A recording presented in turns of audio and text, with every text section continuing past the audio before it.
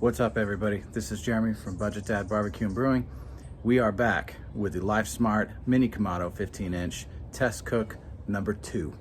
Yesterday we learned some lessons, found out some interesting things, made some solid mistakes. I probably made some of the driest chicken I've ever made in my life, but you know what? That's all right. So today I wanted to try something, basically sort of replicate it, doing very similar things I did today. Yesterday I found out that I believe that the temperature gauge that is built in is about 25 degrees, runs 25 degrees cooler than what the actual temperature is. So I'm really going to be careful this time around letting it get up to temp. And then also I'll give you a quick update as far as what we found yesterday with the top vent that was sliding around. We had a quick fix for it. It took upwards of 2 minutes. My boy Eli and I, we got that fixed. So I'm really pleased with the outcome of that. So we're gonna tinker around with it. I have not found a decent heat shield yet. I've got some ideas. It's probably gonna have to be custom, but I'll do it on the cheap as I normally try to do. And I'll give you updates as we find out how to get that solved. With that said, let's get into it. So this is the second test run again. I have not fired this up, but man, you know what I really love about this? This is probably, this is my hand. That's a handful. There's got to be 2 handfuls of lump in here.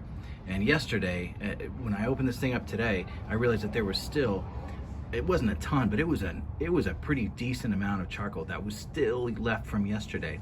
And most of that was chips from the bottom of the bag. So from as far as an efficiency point of view, I am really impressed with that. Let me show you this. So yesterday, remember this thing was sliding. As you can see, we have fixed that area. I'm gonna go ahead and put in a clip from Eli and I. We got that thing fixed today, so I'll show it to you here. This entire vent, this entire unit was slipping. So 2 things I learned today going out and checking it out is, one thing is you have to actually lift. There's a spring in here looking at the inside, and you could see here, well, you may not be able to see it, but you could actually push down on this. I took this screw out and there's a spring. So this is kind of spring loaded here. So when you do this, you lift and you turn. So stupid me, I didn't realize that. However, even with that said, it still, even after I fastened it from the bottom, it still continued to slide. So I think I told everybody that I've got some lava lock. And so Eli and I just cut off a strip. And what we're gonna do is we're gonna mount this to the inside like so. And I'm hoping that what that's gonna do is it's gonna create this nice snug sort of felt seal, and we're not gonna have that slippage issue. Ready, Eli? Let's check it out. Dun, dun, dun, dun, dun.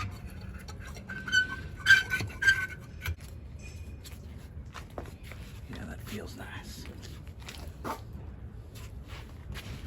Eli, success. Yep.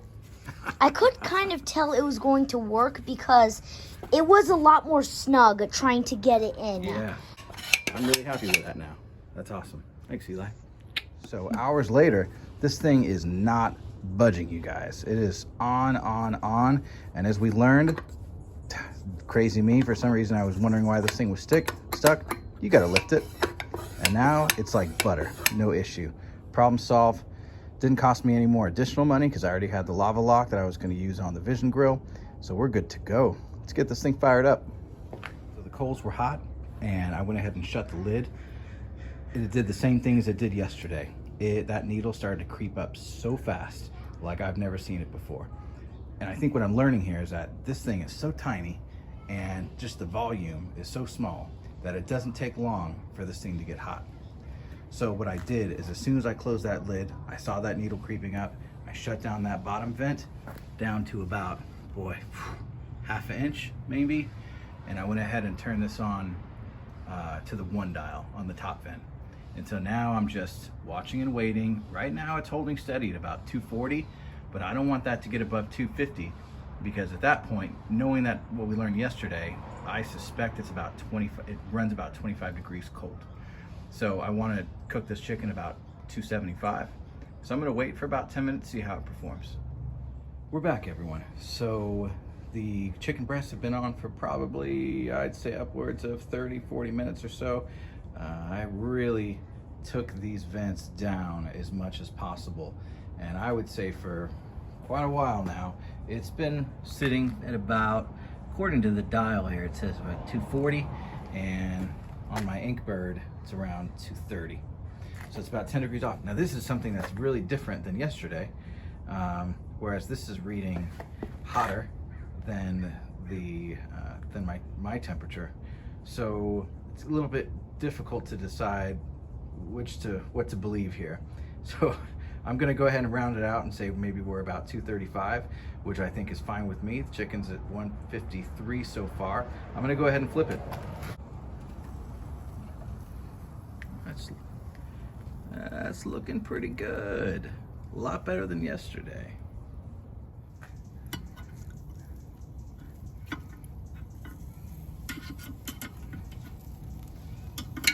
Oh, that is way better.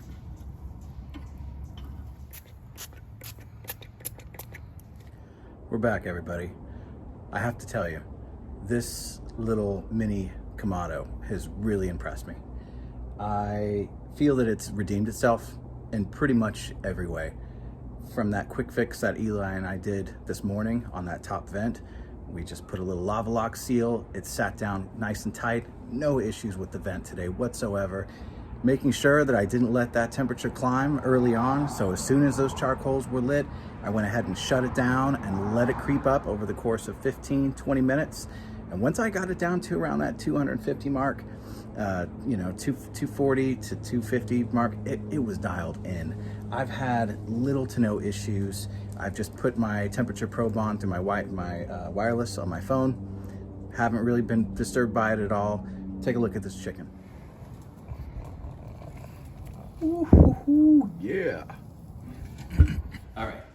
Howdy-ho, my friends. We're back. So here's the big reveal, the moment of truth. We're going to be checking out the chicken from the test cook number 2 today.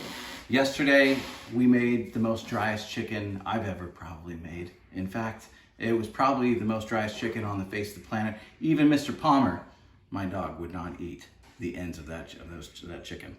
So with that said, this was a much more successful run. I'm really pleased with the Kamado so far. I was able to hold the same temp for an hour and a half, almost 2 hours. No problems at all. Once we fixed that top vent, I never had one issue. It was flawless. Let's take a look. Oh, baby. So these are the thighs. I'm gonna go straight for the breast here. Let's take a look. Okay. Oh, that already feels so much better. Oh, man. Not as juicy as I wanted it again, but boy, what a difference. Let's take a little taste.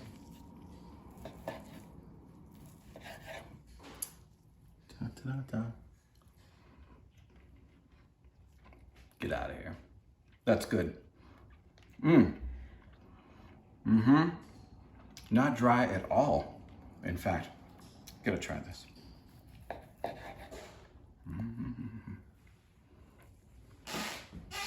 Oh my gosh. The smoke is on there. It's nice. Not too much smoke. I put applewood chips on there. Just a handful, not even. Sprinkle it around there. So it's got just the right amount of smoke. It's not too heavy.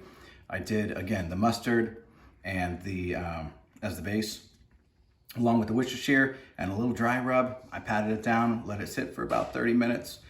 That's all. So this time around, I'm really, really pleased. I really did not know what to think about it this time, but I was able to hold those temps. The chicken came out phenomenal at doing the low and slow method. So I was a little concerned that this was gonna be more of a grill and less of a smoker.